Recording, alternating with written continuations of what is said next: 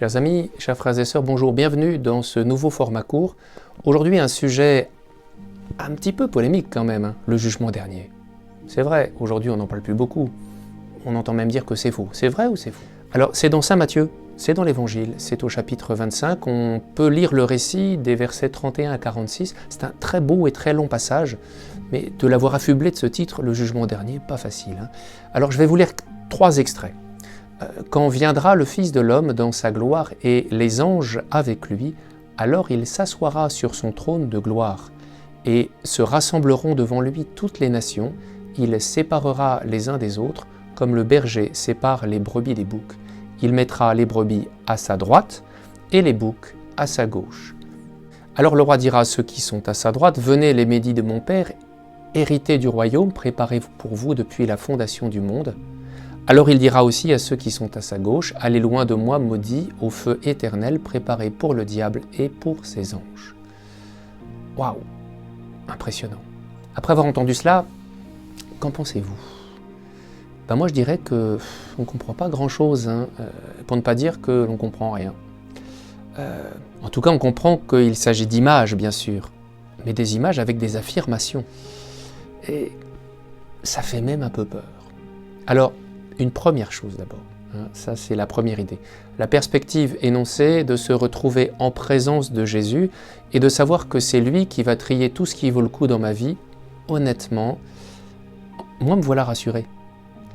Savoir aussi qu'il semble avoir accès au moindre recoin tout aussi merveilleux que ténébreux de mon existence, là aussi me voilà rassuré. Quelle connaissance lumineuse et juste de Dieu. Mais est-ce que c'est suffisant, cette petite approche spirituelle? Ben, je ne suis pas sûr. Et je ne sais pas si je vous ai totalement convaincu, alors je vous propose une piste qui est la perle, bien sûr, de ce passage d'aujourd'hui. Parce que la parabole racontée par Jésus, donc celle qu'on nomme le jugement dernier de manière habituelle, en fait est la dernière de 3 paraboles sur le royaume. Alors voyons ça en slambe. Autrement dit, le jugement dernier, c'est en fait l'épilogue d'une histoire que Jésus avait commencée avant. Et par le fait même de lire ce passage séparé des 2 autres, ben, ça n'aide pas du tout à la compréhension. On a manqué les épisodes précédents. Alors, la première histoire, on la connaît. Vous savez, ce sont les 5 vierges folles et les 5 vierges avisées. Je crois que tout simplement cet épisode parle d'alliance. C'est l'époux. Il parle d'amour. Dieu est amoureux.